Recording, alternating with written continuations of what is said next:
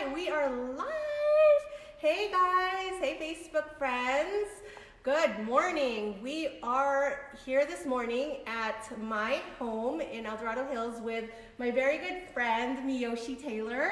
Say hello to her. If you are hopping on live, then type live. If you're watching the replay, drop in a deuce, a two. But I'm so excited to be here this morning to share with you guys what we're going to be talking about is, it's going to be interview style. I haven't done this in a while, so this is my first time, I think, probably since the beginning of this year.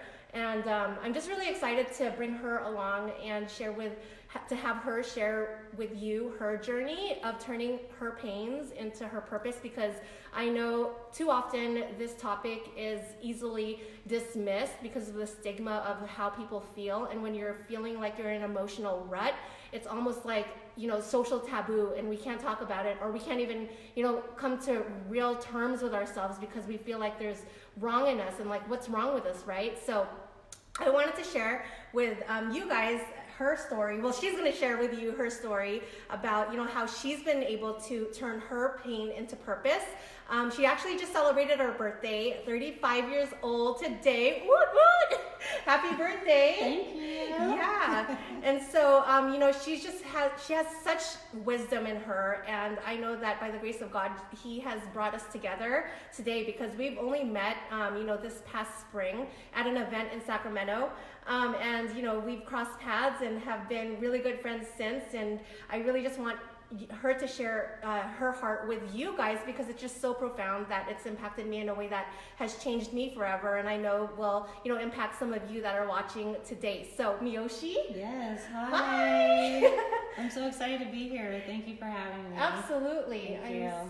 I'm just so blessed. I know it couldn't have come at a better timing and in His will. So yeah. I know that you have such a beautiful heart, and I couldn't allow myself to not share you with my connections and what you've gone through and how you've turned that around and used it for your season of growth. So if you could just share a little bit about what your experience was with facing pains and overcoming seasons of depression, as in childhood and as of today. Yeah. Well, as Miss Monica said, I just celebrated a birthday, 35. Happy birthday. Thank you. I am a Leo through and through. Oh, man. I am a lioness. I grew up in Fairfield, California, born at Travis Air Force Base to a single parent household. And already starting off in life, that's already a bit challenging when you don't have two parents within a household. And growing up, I always felt like I didn't fit in. I felt like an outcast everywhere I was. I didn't speak like everyone else. I didn't dress like everyone else. I didn't have the same interests as everyone else did in my peer group. And for that, I was always kind of by myself. I did a lot of things alone. And by the time that my family in Fairfield, California, we were in a financial hardship time to where we had to move unexpectedly. So we actually moved from Fairfield to Sacramento by the age of 12. And with no explanation from my parent, no real rhyme or reason. And at that time, I just felt like I was stripped away from my identity, that I was stripped away from what I thought I knew out of life. And at age 12, I attempted suicide twice. And as an adult looking back on it, it is more than just a cry for help. It really goes to show that young people harbor a lot of deep feelings and emotions. Even safe to say that I was dealing with a sense of depression at such a young age before even becoming a teenager. But through the grace of God, I was not successful at both attempts. And by the time I started high school and trying to get to know the new way of the Sacramento lifestyle, I was hanging around friends that were maybe not as productive in my upbringing as I should have. And that just fed more into my self-hatredness It fed more into my depression, and it also led me in a path of not choosing the right gentleman to be in relationships with. And when that happened, one of my past relationships' parent, his father, posed as a youth counselor, but in the sense of women who I was dating. His father was getting young girls in the community, taking them to other residential areas to basically take advantage of them. So in one sense, here you go, having someone saying that they are here to help and serve the community, and it was really a wolf in sheep's clothing. And as an adult looking back, you see all the signs where it was nothing but young girls with him, how he was the only person there. And that was very hard for me because at the age of 15, I was sexually violated. And it was very confusing because you have someone that says we are here to serve you, and it actually turned into someone who had obviously a sexual deviance and was preying on people that were not able to fend for themselves, and know that I came from a household that did not even stand and fend for me. So as time went on and I became a young woman in the adult life, I found employment working at a community center, and I fell in love working with young people and giving back to the community. And with that love and with that genuine careness of young people, that's where I was able to turn my pain into purpose. So just remembering of, okay, people will say one thing and do something else. Here's how I'm gonna do it differently. Making sure that I had open communication with all the parents, making sure that when I'm talking with the young people that there's other kids around. So there's a sense of me feeling like I can be accountable. Yeah, and for the children to feel safe. And in the midst of that, I started a nonprofit youth organization. It was active for about maybe 3-4 years, but I went ahead and took a group of neighborhood kids. We practiced dance. I was a choreographer at that time. I don't dance as much these days. But you know, we would go over dance routines. We would perform at state fairs, local community events, teaching them about their self-love, helping them in their ways that they needed to, getting them involved more in their academics and getting tutors involved with them and making sure that they're able to grow and be beautiful, flourishing young people. And that was my way of turning pain into purpose. And I still strive to do that in other capacities as time moves on. That's beautiful. I mean, you. Yeah, I think too often when we are in that season of struggle and, you know, we feel like we're in this dark place and suffering, that there's no light at the end of the tunnel, or there's no meaning that can be found through it. But you know, from your experience and seeing that maybe during that time, like when you were 15 or experiencing that horrible, you know, situation, you were probably in that zone, right? Until you were able to see that, turning that pain into, you know, an avenue that was part of your calling in life, and you know, just so that you could help others and help other children to know that, you know, in the midst of their crisis, if they do face struggle in any season of their life, that there are people like you that have been through that darkness too, but it's okay because they're not alone.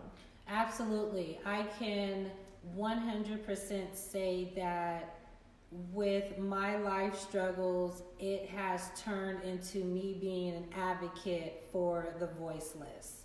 And I can say that now I have a sense of awareness where if I'm in a room with a young person, I immediately am connected to them. I immediately am reminded of myself, of what I was like at that age and what that person needs. when I met you for the first time months ago at the Evan Carmichael workshop. You were with your daughter. Right. And immediately I was like, you're so beautiful. Oh. I want to connect with you. And your daughter was just so amazing and well-mannered. Yeah. And I know the importance of just speaking life and encouragement to young people. Right. You know, she may not have needed that. She may get that all the time at home. But I just remember myself at that age of how much that those words go when you speak that to young people. So every time I see someone young, I am speaking life. I am speaking positivity. I am just making sure that they feel good about themselves, even though that connection is quick. Right. I always like to let them know that there's some form of positive attention on you, and I'm going to be that person to give it to you, even when it's in passing. Yeah. Yeah. It's like you almost inherited this evolution of compassion, right? Like you, because of that pain. Now you're walking in that sense that you can feel other people's pains now because of going through that. Yes. Right? Yes. Whereas like if you didn't experience that, it just goes over your head. Right, exactly. It just goes over your head. Yeah. Yeah. Exactly. And that's not where I am now. I'm so in tuned with God, my higher power, my intuition that never steers me wrong, even though I try to second guess it all the time. I just always know that I have to lean into it, you know, and not trust that, oh, well, they got it, you know, they're fine, or they're just a little kid, they're not going to remember. You never know what a child or a young person is going to be impactful in their life from years to come. Right. And that's you know, whether good or bad. Yeah. And I feel like my job is to provide the goodness, so as time goes on, they can always say, I met this strange lady years ago at the grocery store, and she just told me I was so nice, or she bought me this candy bar, you know, she would never know that I had such a bad day, or I had this kind of life, or how that helped. So I always think about it from that perspective, that we can always advocate for one another, and to be okay of knowing that your voice matters. Right. Your voice matters, no matter what anybody else says, or no matter if someone doesn't even want to hear it. It's like, listen, you don't have to hear what I have to say. You may not like the tone of my voice, but I've got something to say, and you will hear it. I love that. I mean, that's just a matter of following in your intuition.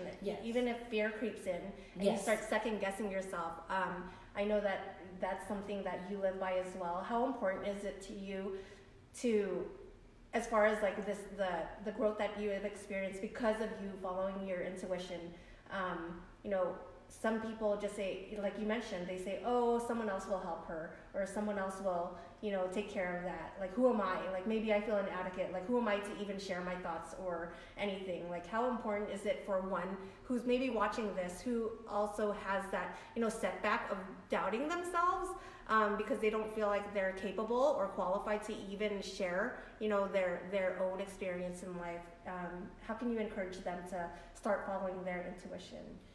I would say, you know, listen to the promptings within yourself, or that little voice that says, hey, you should do this. Hey, you should say this. I think that it's very important to really listen to that still small voice within you, because you truly never know how it can change a situation.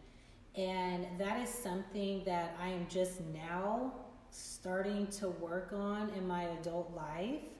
I experienced a very traumatic situation in the month of December, where my third child at 3 months old passed away,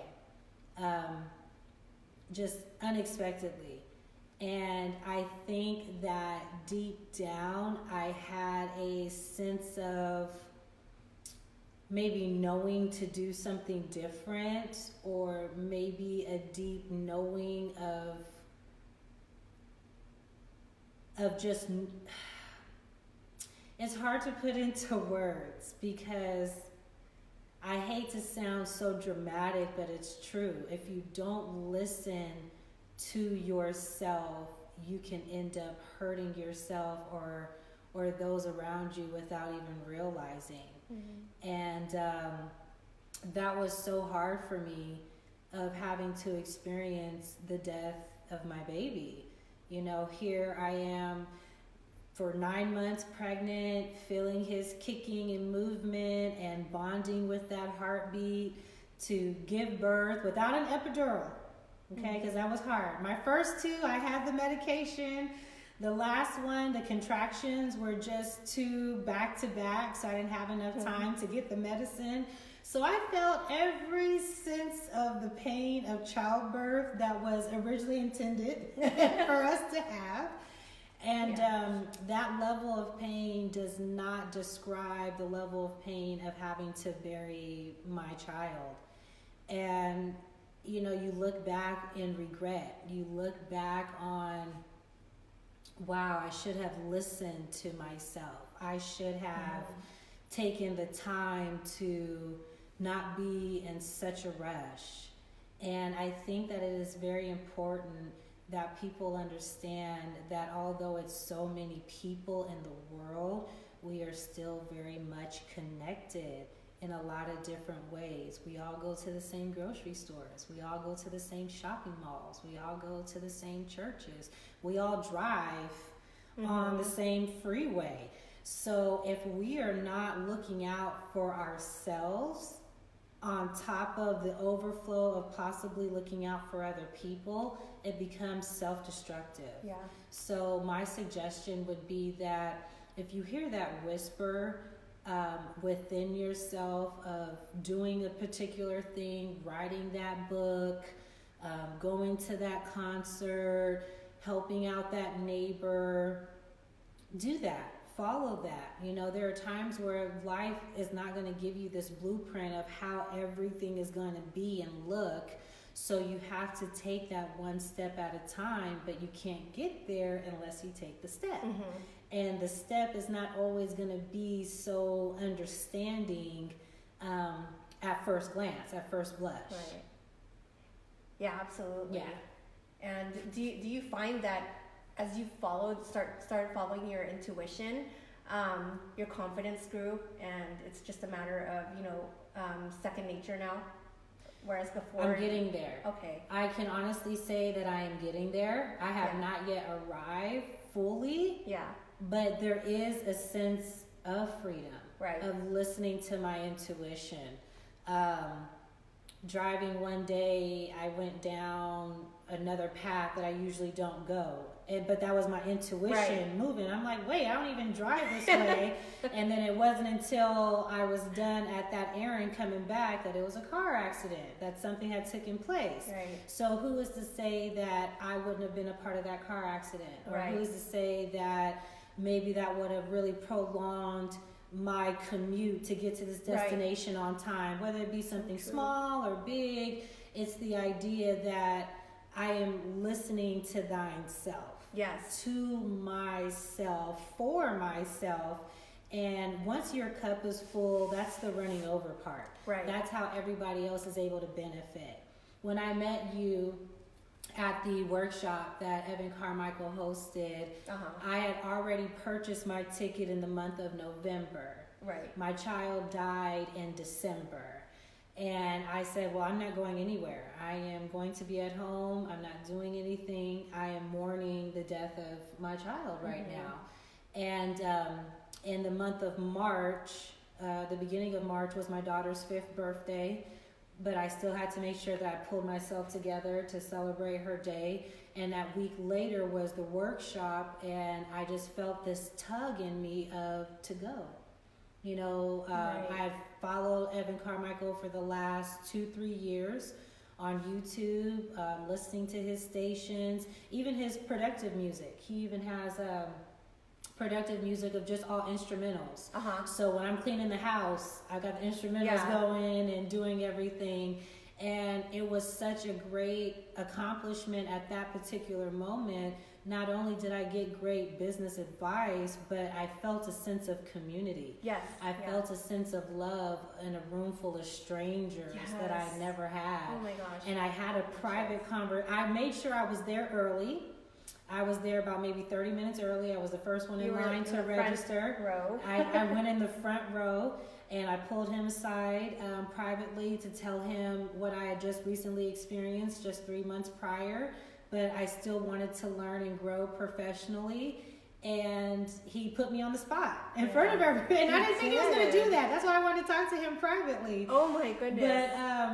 But as he started, oh yeah, go ahead. I will say that if he hadn't put her on the spot, I wouldn't have learned, the backstory of her probably not attending, but she did attend. But I wouldn't have known her story enough to, prompt her at the end of the event to even say thank you so much for sharing that story. It's impacted me, and I'm so glad that you did. And then that's intuition, right? Right, exactly. Because my thought was, let me pull this instructor aside just in case if I have a mental breakdown, because my breakdowns were very unpredictable. Right. I could be driving and it happens. I could be washing dishes and I go into a crying fit. And that was my way of saying, I like to sit in the front and learn, but if I start crying, just allow me to do me, or I'll remove myself. And, we had our conversation, and I thought that was that. But as he began his workshop, he puts me on the spot, and I'm like, okay, I didn't think that I was going to have to express this in a room full of people, but who's to say that that was not his intuition saying, be honest. Exactly. Turn your pain into purpose. Yeah. This is something that you've experienced. This is not to make you feel bad. This is not to judge you. This is me telling the world that even in the midst of such agony, such despair, that I'm still here wanting to learn and grow, not just for myself, but for my children and for my community. And how can I truly serve my community if I am not forthcoming with all sides to me? Yeah. And it forced me to do that. Yeah. And now I can understand why he did that. Yeah. And everyone was so gracious. And that's when when we actually officially met, I was on my way to go out another exit door. And here's another thing about intuition. Oh my gosh, exactly. I was like, I need to go out this door. This is the closest exit, but something told me to go out the rear door. Yep. This is the listening to thine my self. Because I could have literally just walked out the other door. Yep. And God said, it's so true. No, go through the back door. Where I was at, because we came late. My daughter and I arrived late, so we were at the back door. But I prayed before even walking into that room first, also saying like, whoever I'm supposed to meet today, please let that be done, and all this. I always, I'm always in my moment of, seeking, my intuition all the time. Like, I live life so purposefully that when I go into any room or meet anyone on social media or anything, I always have that purposeful seeking mentality, because I know if I walk through life blindly, it's almost like you're just drifting with the wind. But if you if you guys haven't practiced that yet, seeking that which you were called to do, you'll see the world start to unfold in a way that is you've never seen before. Like your purpose will start like slapping you in the face like no all other. The time. Yeah, all the time. Exactly. It's being conscious. Yeah. It's being a conscious thinker. Exactly. It's being a conscious individual. Yeah. And as I was wanting to walk out the nearest exit, the intuition says, no, go out the back door. And as I go out the back door, you grab me, your beautiful daughter, and was like, thank you for sharing this story. I appreciate it. I even got teary-eyed with you during that moment. But it felt so real. It did. It felt so authentic. Yeah. And we stayed in contact ever since. Right. And months later, here we are. Right. So it goes to show that kindred spirits. Oh my gosh, yes. The alignment comes together when you are at your real self. Yeah. Now, here's the flip side to that. If I were to have walked in with my guard up, not telling anybody my thoughts, my dreams, I even shared, my dream goal and what I wanted to do. we wouldn't have met. Exactly. I would have been able to freely walk out that other door because for the most part, without even realizing it, whatever is in here and whatever is in here is going to find its way out, whether it be through your energy, your body language, your mannerisms, what you say, what you don't say. And unfortunately, you get slapped in the face with everything that you just projected out. So true. It is very true. It is so true. Yeah. It is crazy true. And I didn't even realize that I was walking in with my heart open. Right. But Evan, in essence, forced that on me. Yeah, sometimes you need I needed that tools. push. Yep. I needed that push. But I think he also saw in me that I was willing to even allow it without even saying it, because I didn't even have to take him to the side personally to explain myself. So true. But I wanted to do that. So that gives me chills. It's true. It is so true that you have to be okay with being a recalibrated thinker. You have to be okay with being a recalibrated thinker. I love that. Whatever you used to think, whatever used to work before, but for some reason it's not working as well, it's not doing as well as it once did, recalibrate. Love it. What can I do differently to now get the end result in which I am looking for, versus doing the race of doing the same thing over and over again, or still having that self-doubt of, well, it used to work for me in my 20s. Right. And it's not working for me in my 30s.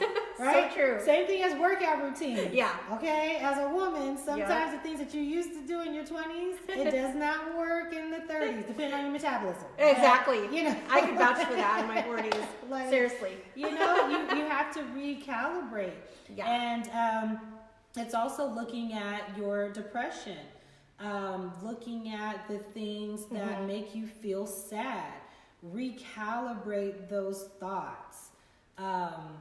Looking at my childhood now, I can look back on it and I have to almost create a distance of, oh, look at that little girl. I love it. I almost have to remove myself so I can see it as another individual, and then look at it as in, well, how can I help this individual? Yeah.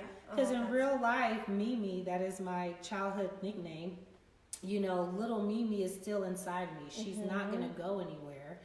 But what I can do is recalibrate my thoughts on how I can heal her within me. So when I go into the world, you are not having a conversation with a broken little girl. Right. You're now having a conversation with an adult 35-year-old woman who has given birth to 3 children, who has life experiences, and I'm going to explain myself and share my heart of where I am today, and not the brokenness of the different life stages that unfortunately I had to go through. But my job is to make sure that my pain is turned into a purpose of helping other little Mimis. Right. Oh my gosh, that is so or helping little Michaels. Or helping little Tobys. Yeah. All the littles. Yeah, you know? exactly. They need that. I love it. They need that. Oh my gosh. They need that. Yeah, absolutely. And I've listened to one of the podcasts. They even say that, you know, whatever struggles you went through and faults that you're still blaming yourself for up until you're 21 years old, even in your 20s, we've got to do ourselves a favor and forgive ourselves, because we're not fully developed during that time, like brain-wise, and we're spiritually maturing. Even up till now, we're still spiritually maturing, right? But you know, that's great. The art of forgiveness is one of the most important things that we can practice, in addition to gratitude, because when we're not forgiving ourselves for our past hurts or the things that we are still holding, you know, as baggage emotionally, we're not going to move forward, because there's a void that we're trying to there's still something in our heart that we're not making room for the things that matter, and the things that need to flourish inside of us. So forgiving ourselves, forgiving others from our past, for whatever wrong they've done, even writing letters to ourselves and writing letters to, this person, not having to give it to the person, but really getting down with what that past pain was that you're still blaming yourself for, or whoever you're blaming, is so profound. I practiced this at one of my mentorship masterminds, and it has cleared so much for me, emotionally, so that I can actually start living a life that is more, fulfilling and more joyful, because I was able to forgive the past, forgive all of this. So if it's something that you guys haven't tried before, message me. I'd love to share with you what that looks like, as far as writing that letter to yourself and to, closest ones that you still have, weight on your shoulders with. So it'll change your life for sure. So that's great. Yeah, that's I think. amazing.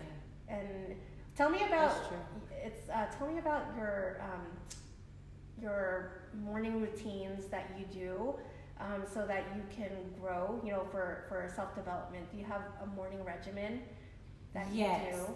It's more of nighttime going into morning. So every night I listen to a meditative music, pretty much, and I just let it play and loop. I do believe in energy and vibrations and frequency within our brain waves. Our brains are as a powerful muscle.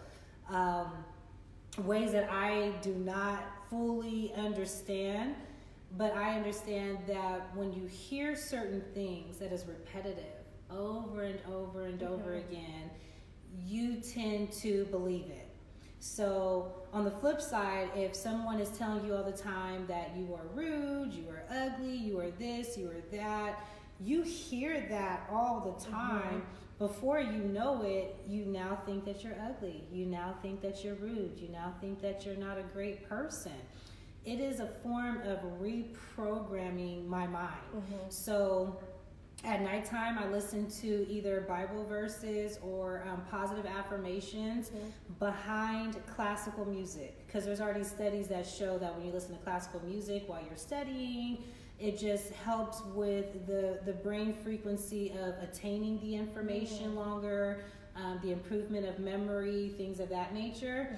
So I listen to either the Bible verses or the affirmations behind the classical music, and I let it loop for the time that I'm asleep. And then by the time that I wake up, I first have to say my son's name, the first moment I open up my eyes. I say, Joseph Eli Taylor, you're always in my heart and my mind forever. And I get on my knees, I say a quick prayer, and then I read a Bible verse. I have the Bible app on my phone. Anyone can download it. It's for free. But it just kind of gives you a little pep of that first few moments in the morning, starting your day off right. And then after I do that little quick of reading, I sit on the floor, crisscross applesauce, as I would tell my daughter, and I sit in silence. Some people call it meditation.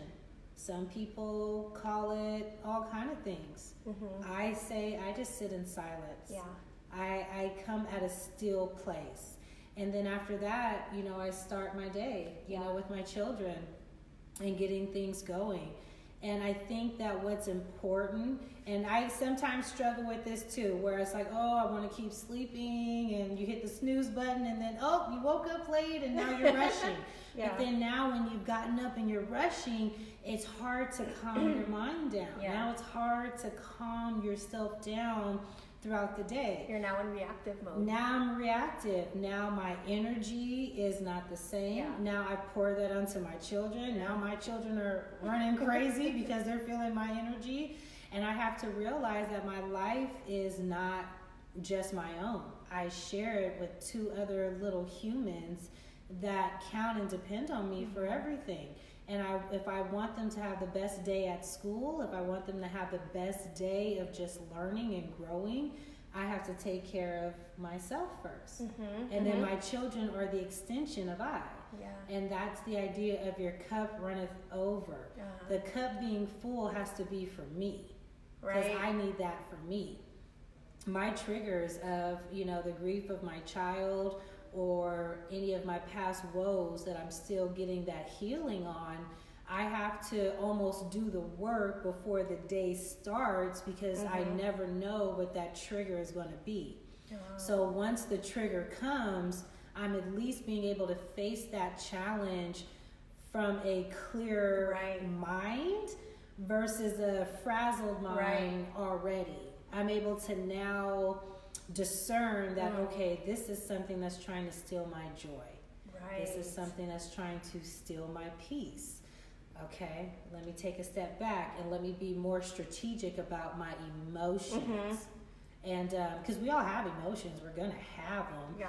But at the same time, when you are an adult with responsibilities, you do have to be strategic of how you express yourself and what manner you express yourself, and ensuring that however you do it, that it's not in a destructive, hurtful way.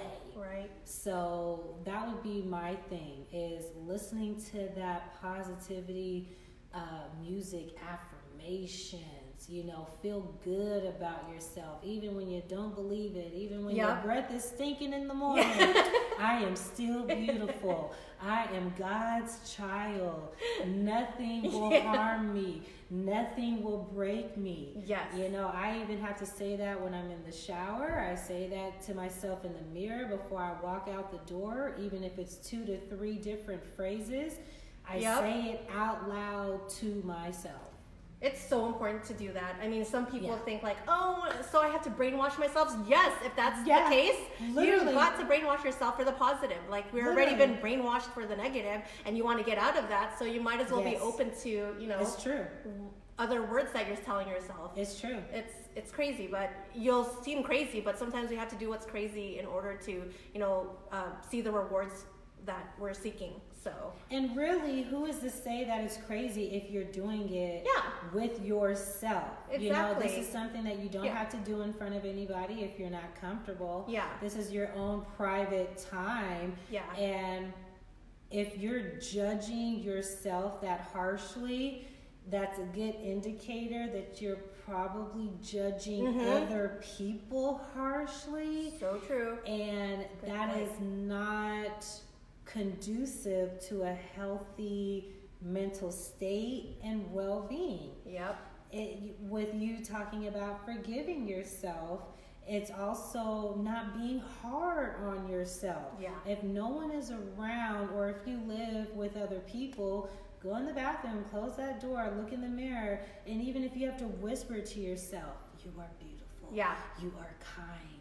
You're going to do great things in the world. Okay, have a good day. And then go.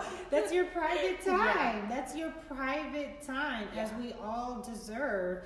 And we believe the things that we say to ourselves. Oh, absolutely. If you can believe your boyfriend telling you how beautiful you are and all this other greatness, shouldn't you already know that? Like, granted, yes, he should still tell you that. Okay? He should still compliment you. But at the very same time, you should be telling that to yourself. Oh, absolutely. You should be feeling that for thine self. You shouldn't be needing that external validation in order to feel it. So until you're there and you feel confident within yourself and have your own self-compassion and self-acceptance, you're going to be seeking it from external sources, and that is not the answer. True. You're just going to... True. So true. I love it. Wow. I love it. Well, thank you so much. What else can you share what's one word of advice that you can share with my audience that they can take away right now, start putting into action, that you feel will plant the seeds for 2019 and allow them to grow forward from that point, if they're struggling with some kind of not maybe depression, but a season in their life where they're experiencing loss or a dark moment. What can they do today that you feel would help them?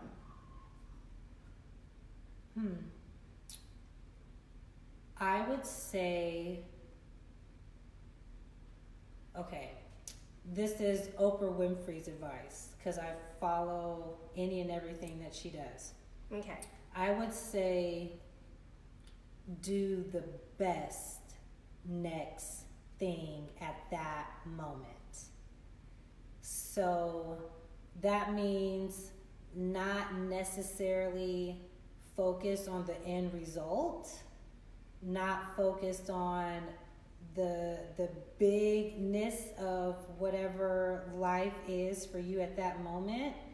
It's where you are at this moment, what is the best next thing to do. So if you are feeling down, let's say if you're depressed, the next best thing that you could do is get up and wash your face with cold water. Naturally, cold water just gives you a burst of a little bit of energy. That's the next best thing.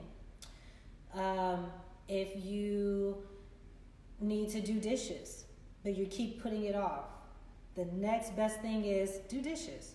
It sounds little, it sounds minute, but by the time that you are done, it's a sense of accomplishment. You're able to think while you're busy doing something with your hands, and you tend to feel lighter. You know, there's this professor that I also have been listening to on YouTube, Jordan Peterson, and he has this topic about clean your room. And he's big on cleaning your room when you first wake up in the morning or when you can, because it's the idea of not necessarily putting things in its proper place, but it's about, it helps to clear your mind without even realizing it. People who hoard, as an example, it's a clinical issue that is linked to depression. It's a sense of, I want to ignore it. I know clothes are there, but I'm going to ignore it and deal with it later. But you never deal with it later. Yeah. So my piece of advice that's not from me personally is from Miss Oprah Winfrey, which is do the best next thing, whatever that is. It's almost like the 2% difference, or yes, right? Exactly. Evan Carmichael said that in the workshop that we met at. Yeah. Was the best advice is do 2% of whatever your idea is. Right. And this idea coming into fruition is Monica's 2%. You know, we met, and then months later we go to a park to just hang out, walk, and talk. Yeah. And I said, hey, invite me on your show one day. Yeah. That was the 2%. Yep. Just saying it. Just say, yeah. And then she followed up with me. That's another 2%. Right. Me following up to make sure it's confirmed was another 2%. And then now that we're here, this is the 100%. Yes. This is the complete product now. And so if just one person is able to take something from what we've said in our conversations that we've had already, and someone is able to learn or grow or pass it along to someone else, yeah, that was the goal. That was the goal. That was the goal. This is not for likes. Yeah. This is not for anything that is artificial. Right. This is real life, changing the world, being honest and being human enough to say that it takes one to reach one person. Oh my and gosh. now they can reach one person. Ugh. And now they can reach one person. So beautiful. And I'm saying there's a miracle in your mouth too, whoever's watching this, and you do have a purpose. So you're watching this for a reason. There's questions in your mind whether or not you can fulfill whatever your heart's desiring for you to fulfill. And you know, if this message is resonating with you in any way, then it's there for a purpose as well. And yeah, I'm just so grateful to you, Mioshi. Thank you for having me. No, oh my this gosh. is great. This was has amazing. been like one of the most fulfilling things that I've ever done this year so far. Wow. Especially with something that, you know, with you. You're such a beautiful human being, and I feel so blessed that God just put us together to do this together. And I know that there's going to be a lot more, you know, things that we're doing in the future as far as your community. This is just the beginning. Yeah. This is just the So, beginning. and where can people find you as for now? Because I know you're not on social media, but if you want to share where they can get a hold of you if they have questions. Yeah, so right now I am taking a personal hiatus from social media, just taking the time to recalibrate my mind. Yep. But I will be back into the social media world in the beginning of the new year. So Facebook, it's under Mioshi Taylor. That's Mioshi. On Instagram, it's the #1 Mioshi. You can catch me on my YouTube channel, which is not that active these days, but I've got a few videos from the past. If you would like to look at it, it's under Mioshi. She's amazing. You gotta take a look at her I got a stuff. few t-shirts for sale on Teespring/Mioshi. So get the Recalibrated Thinker t-shirt, get the Unique and Empowered t-shirt. Ooh, maybe Do I'll what put you it can. down in the comment section. Yeah, that'd be or in great. the body of the. Yeah, that'd be great. Or I'll send you where the they can- links. Okay. Yeah. So you'll find me. Yeah, let's see if there's any questions before. Thank you, everybody that tuned in. We appreciate it. I don't think we see any. But if you guys have any questions for her, feel free to drop it in the comment section below. Otherwise, I can connect you with her as well for any insights and bits of wisdom that you're still trying to seek as you grow through your chapter in life for 2019. So Yes. thank you guys. Thank you. And now it's time to do the kid duties, pick them up from school. So we will see you next time. All right, God bless you guys. Bye. Take care. Bye.